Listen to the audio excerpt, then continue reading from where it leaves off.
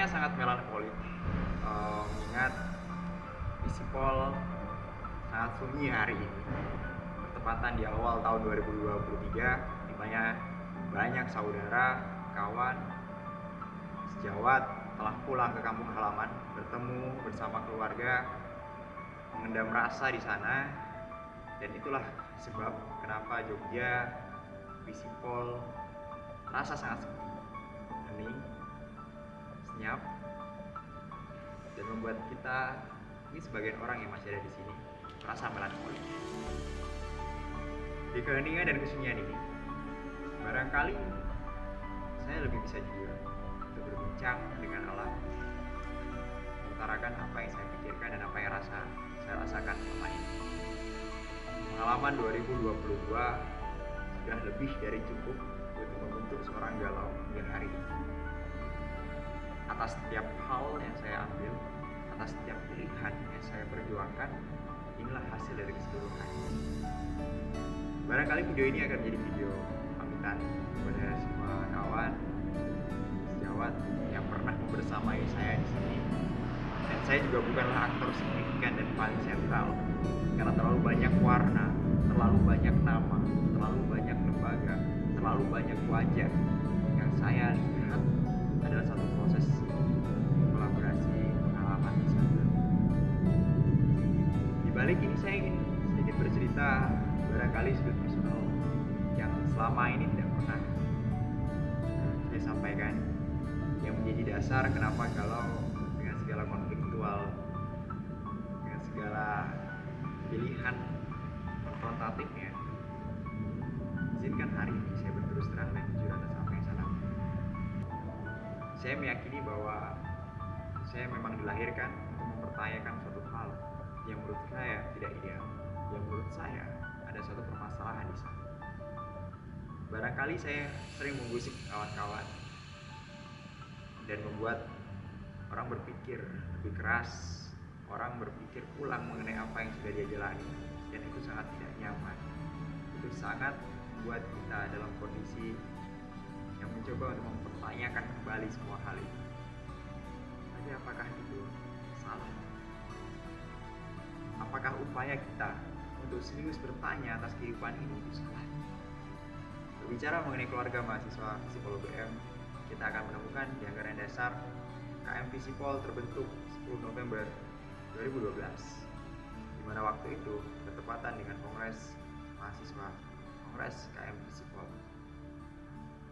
Pada waktu itu barangkali kita menginginkan suatu lembaga yang mampu mengakomodasi segala keinginan, aspirasi, keresahan di seluruh mahasiswa Visipol, sehingga kita punya saluran yang sama, lintas departemen bisa membaur, lintas background keilmuan bisa membersamai, dan itulah alasan kita menjadi satu keluarga Visipol UGM. Barangkali boleh merefleksikan lebih jauh, saya adalah orang yang mungkin cukup konfrontatif mengenai satu narasi-narasi yang sudah mapan. Saya bersama kawan-kawan menuliskan mengenai ngarai pemikiran yang menginisiasi gerakan Dewan Sederhana. Di tulisan itu, saya merefleksikan ada 3 fundamental reason, permasalahan patologi utama yang hari ini tidak pernah terselesaikan sepanjang 12 tahun lamanya. Kita membelah dinamika dengan entitas KM Visipol. Sepanjang itu kita menyadari bahwa 3 hal.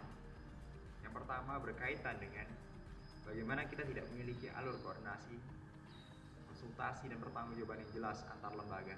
Kita mengagungkan suatu gagasan egalitarianisme. Kita mengagungkan suatu gagasan bahwa setiap lembaga itu otonomi.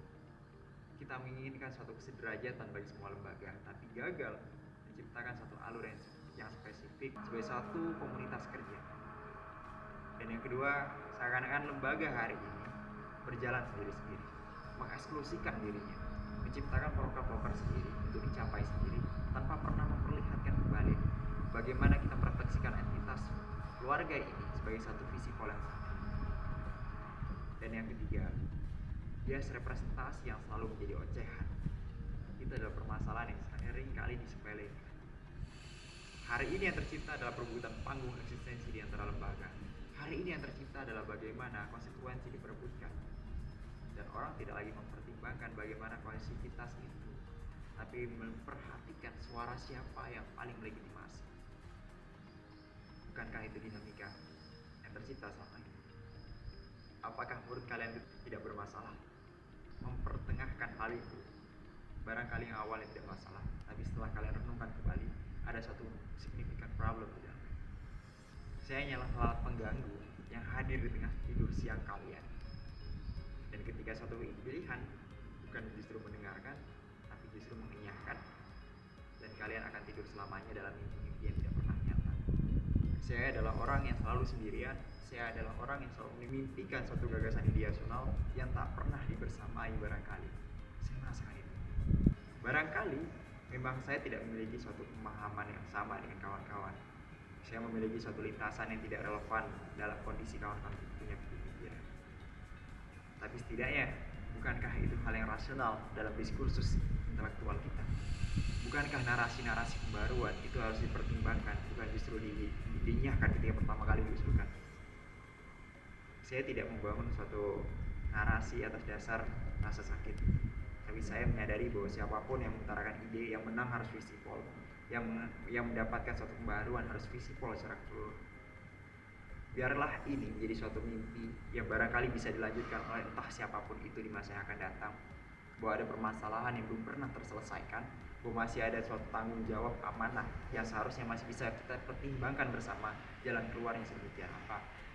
Karena keresahan peradaban bisa dibangun, karena imajinasi melampaui normalitas, kita masih bisa memiliki harapan untuk maju. Bukankah demikian peradaban terbentuk?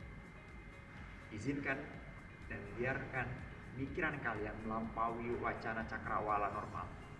Berpikirlah seperti manusia yang pertama kali dilahirkan, untuk bebas menentukan apa yang dia pilih.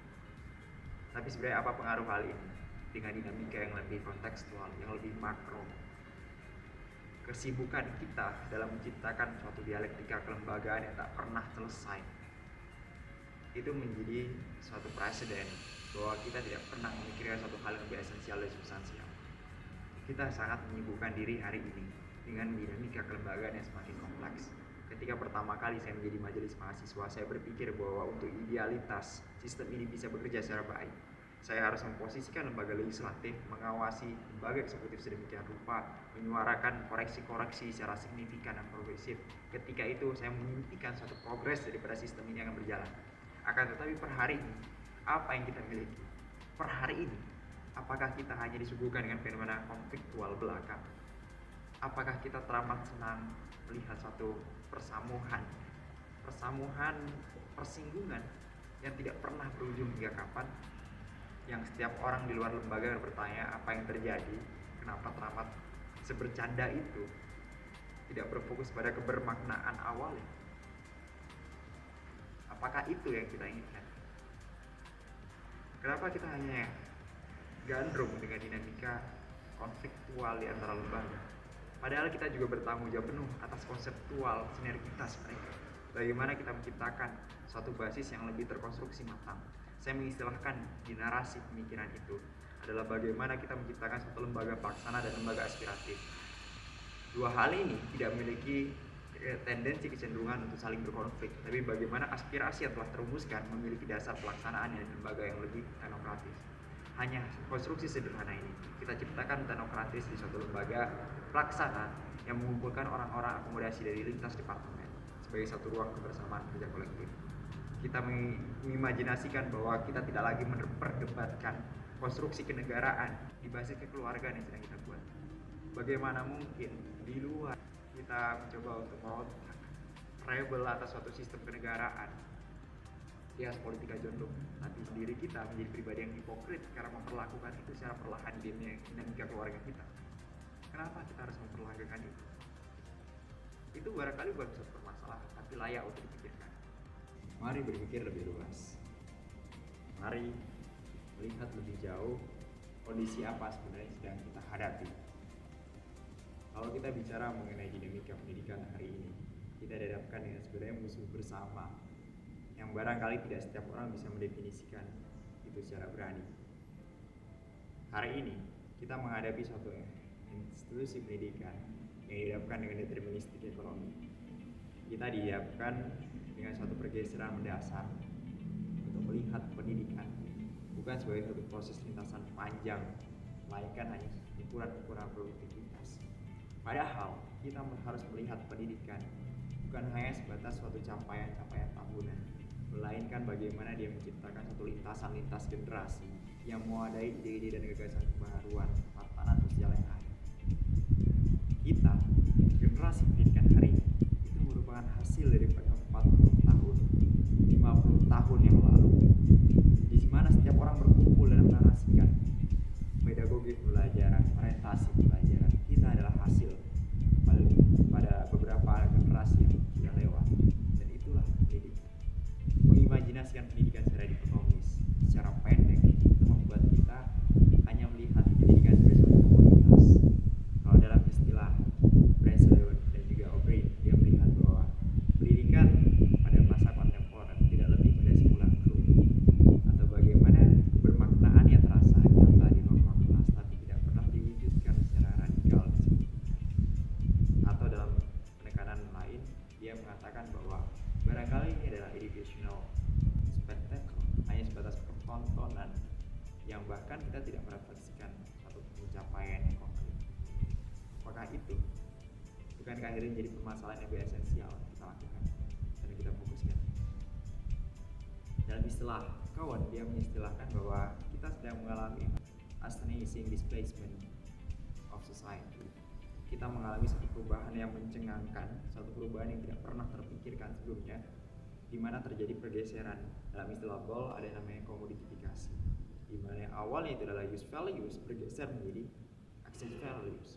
Yang awalnya kita mengimajinasikan, mengabstraksikan pendidikan adalah bagaimana menciptakan tatanan etis masyarakat yang lebih baik, suatu sumber pengetahuan, sumber pengolahan pikiran dan juga rasa untuk memberikan pedoman bagi masyarakat.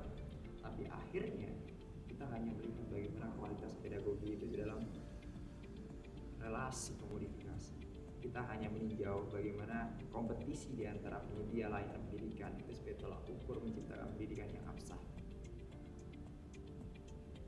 Kalau dalam istilah Marx and Deville, dia mengutarakan ini sebagai komoditi fetishism.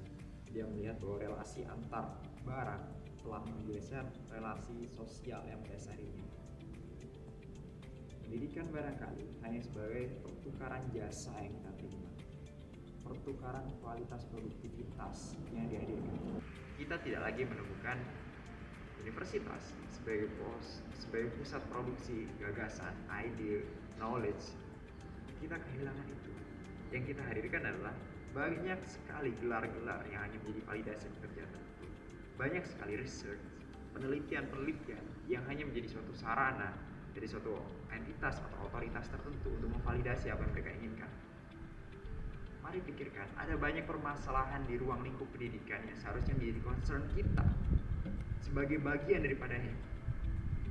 Itu menjadi fokus yang relevan untuk kita lakukan, daripada terlalu menyibukkan diri dengan hal-hal negara mahasiswa yang tak pernah berujung pada representasi yang tak pernah menghasilkan kebersamaan kolektivitas. Mari kita arahkan kolektivitas gerakan kita pada permasalahan yang sebenarnya ada. Hari ini kecenderungan kita untuk aktif dan juga terlibat langsung dengan keinginan pasar. Salah satunya ketika kita membicarakan program MBKM yang mungkin dalam inisiatifnya baik, tapi dalam prosesnya tertentu kita melihat bahwa kecenderungan hari ini minat perhatian mahasiswa sudah cenderung pada hal yang sifatnya career development, career based, telah mempertimbangkan bagaimana kinerja mereka untuk mencapai satu pekerjaan. Tapi lantas kita kemudian bertanya, Soren and Lauren dia mengatakan, lantas apa perbedaan antara university and polytechnic? What is the fundamental difference? Apa perbedaan mendasar kemudian? Kalau kita menyamakan bahwa universitas adalah tempat pembina tenaga kerja, lantas apa membedakannya? Apa yang kemudian menjadi landasan untuk satu universitas? Beragam fakultas di sini membaur untuk menciptakan apa? Apakah layak dan seimbang untuk kita menukarkan itu? Mari kita pertimbangkan lebih jauh. Apa hal yang kita miliki hari ini dan apa hal yang tidak kita miliki hari ini? Ini mungkin bukanlah masalah untuk masyarakat dan juga mahasiswa hari ini. Tapi barangkali ada sedemikian orang, segelintir orang yang mencoba mengutarakan hal ini untuk dipertimbangkan ulang setidaknya untuk menjadi suatu permasalahan. Bukankah kita seharusnya mampu melakukan lebih? Bukankah kita seharusnya mampu sadar atas suatu problematika sosial yang ada? Bukan justru mengeksklusikan dirinya, menyibukkan dirinya di urusan suatu dinamika organisasional. Narasi yang kita inginkan seharusnya menyederhanakan dinamika itu supaya saling sinergitas konseptual terbentuk. Kita tidak lagi waktunya untuk saling menikmati suatu perdebatan konfliktual yang destruktif. Kita terlalu nyaman dengan perdebatan yang tendensinya adalah merusak legitimasi dari lembaga-lembaga yang lain. Bukankah lebih nyaman rasanya ketika kita berdinamika untuk satu konvensi bersama, arah bersama, keterlibatan kontribusi seperti apa yang bisa dibantu oleh kawan-kawan lintas lembaga? Bukankah itu yang tidak kita miliki selama ini? Pengembalian hak dan juga otoritas pada departemen adalah bagaimana mereka bisa supaya berkontribusi penuh dalam dinamika fakultas sebagai fungsi sosial mereka, bukan justru mengeksklusikan mereka menjadi lembaga sendiri. Kita memiliki dasar kolektivitas, kolegialitas sebagai satu masyarakat visipol. Mari bersinergi menarasikan hal ini. Ingat kembali apa yang dikatakan oleh Albert Einstein. Dia pernah mengutarakan bahwa we cannot solve our problems based on thinking views when we create. Pola pikir yang sama dalam menciptakan masalah tidak bisa digunakan kembali untuk menyelesaikannya. Kita punya cara yang mungkin adalah dengan berubah mindset kita terlebih dahulu, berubah paradigma kita terlebih dahulu, dan yakinkan itu secara kolektif. Kerja-kerja sendiri tidak akan menghasilkan apapun hari ini. Apa yang aku inisiasikan secara pribadi tidak akan berubah visi pola pada titik apapun hari ini. Apakah itu tidak mengganggu pikiran kalian? Apakah justru hanya orang-orang yang bantah kemapanan yang mengusik kehidupannya kalian, sementara the real problem tidak tertangani? Barangkali kita perlu berpikir secara lebih jauh. Apakah orang-orang yang selama ini menyinggung kalian, menyinggung kemapanan kalian, itu benar-benar musuh kalian? Apakah demikian? Bukankah itu adalah partner kalian yang mencoba untuk mengingatkan kalian bahwa permasalahan secara signifikan yang ada di mana? Haruskah kita saling berdebat untuk suatu hal yang tidak penting dan tidak perlu? Itu kan yang selama ini kita tidak miliki. Bukankah itu yang selama ini kita idam-idamkan? Jadi bagaimana mungkin bisa lahir dari sekumpulan mahasiswa yang tidak pernah melepaskan dirinya dari kemapanan yang ada? Langkah saya teramat kecil untuk dinilai, tapi itu setidaknya adalah proses yang berkelanjutan seharusnya, yang akan nantinya diteruskan oleh berbagai macam rupa dan wajah oleh generasi yang akan datang, akan melihat itu sebagai suatu jalan yang barangkali bisa dicoba, yang barangkali bisa memberikan satu solusi atas permasalahan kontekstual hari.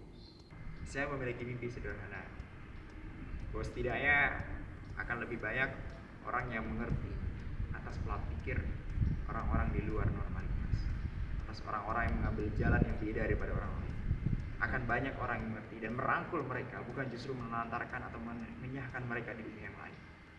Bukankah sarana kita untuk menjemput suatu revolusi adalah dengan membangun kesadaran kolektif, bukan hanya sebatas tendensi politik dari seorang pribadi atau entitas tertentu? Kita membesarkan fakultas ini, dinamika dialektika kemahasiswaan di fakultas ini dengan kesadaran bahwa kita akan bergandeng tangan dengan rekan-rekan seperjuangan dan sepemikiran yang berbagai mazhab yang lain, yang nantinya akan punya cita-cita yang sama untuk bentuk masa depan yang lebih baik. Saya sudah sering katakan bahwa barangkali kita punya love language yang berbeda, tapi setidaknya kita punya alasan dan cinta yang sama. Semoga akan ada banyak orang yang berani bersuara, meskipun itu tidak akan nyaman, meskipun akan banyak orang yang bersinggungan. Tapi bukankah kita harus merasa nyaman atas ketidaknyamanan? Tidak akan penting seperti apa nama saya dikenal, tidak akan penting seperti apa orang melihat saya, tapi yang terpenting saya telah membuat mereka berpikir dan membuat mereka mengambil pilihan secara lebih merdeka. Barangkali perjalanan ini menjadi suatu buktian bahwa siapapun orangnya, apapun keadaannya, selama kalian punya keresahan atas hal itu, jujurlah atas diri sendiri. Saya tidak pernah gagal untuk mewacanakan satu hal. Yang saya lebih takutkan adalah saya gagal membuat orang berpikir, orang terhubung dengan wawasan yang sudah ada. Kita merdeka itu atas dasar pilihan, keterpanggilan yang telah kita miliki badan dan sambut itu dengan tertawa. Sungguh senang rasanya bisa menentang suatu kemapanan, mempertanyakan suatu tatanan dengan tertawa. Intelektual boleh salah dalam mengemban amanah, tapi ia tidak boleh berbohong atas kegelisahan dan keresahan yang ditemukan. Banyak tokoh-tokoh besar tereksklusi dari sosial. Rasakan perjalanan seakan-akan seorang diri kesepian sepenuhnya, tapi itu adalah jalan terbaik menjadi merdeka. Teramat banyak salah dan alpa saya selama berdinamika, berinteraksi dengan kawan-kawan. Saya aturkan maaf yang setinggi-tingginya. Saya ingin menjumpai kalian di waktu yang akan datang, dan sangat senang rasanya pernah dibentuk, terbentur, dan terbentuk bersama orang-orang hebat. Divisi Poli nantinya akan lahir banyak orang-orang yang akan berubah tatanan sosial, yang akan berkontribusi pada ide-ide pembaruan lebih baik, yang nantinya akan menggariskan cita-cita di masa yang akan datang. Terima kasih banyak atas pembelajaran dan pendewasaan selama ini. Tidak pernah ada akhir dari perjalanan, karena itu narasi-narasi yang tidak pernah usai. Visipol telah membesarkan saya dengan penuh banyak pembelajaran, dengan penuh banyak pembaharuan narasi dan gagasan, dengan kembali merefleksikan seperti apa manusia yang lebih di bumi itu. Barangkali ke depan kita tidak harus menciptakan manusia yang lebih duniawi. Kita bisa berfokus menciptakan dunia yang lebih manusiawi.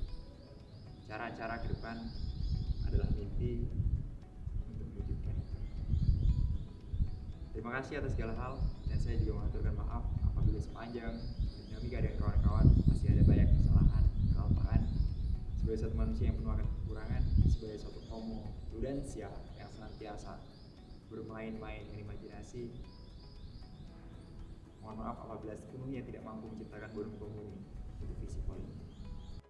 Setelah ini barangkali saya izin untuk pamit lebih jauh dari dinamika di Visipol. Mohon maaf kalau semisal tidak bisa membersamai secara intens.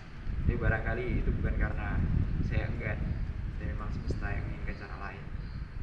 Dan berbagi ini itu bukan posisikan kita sebagai dewa yang mengerti semua hal tentang dunia, tapi berbagi itu barangkali menjadikan kita sebagai hamba yang seringkali melakukan kebodohan, yang seringkali melakukan kealpaan dan tidak mau orang melakukan hal yang sama. Itu posisi saya. Itu adalah perjalanan panjang dan refleksi saya mengenai dinamika di Visipol. Atas orang-orang yang tidak bisa mengerti saya mohon maaf sebesar-besarnya. Atas kalian yang punya permasalahan konfliktual bersama saya, izinkan saya mohonkan maaf supaya kita bisa berjalan di dunia yang berbeda barangkali, di kesempatan dan dinamika yang berbeda, tapi setidaknya kita tidak punya merasa sesal dan rasa dosa. Biarkan semua orang berkembang pada caranya, biarkan semua gagasan terbentuk dengan caranya. Kita tidak perlu menjustifikasi mewakili Tuhan, tapi biarkan semuanya hadir untuk keperluan dan dinamika itu merdeka. Terima kasih Visipol atas semua rasa, atas semua pengalaman. Saya yakin ini akan menjadi suatu perjalanan yang menarik ke depan. Kurang lebih demikian. Terima kasih banyak kawan-kawan.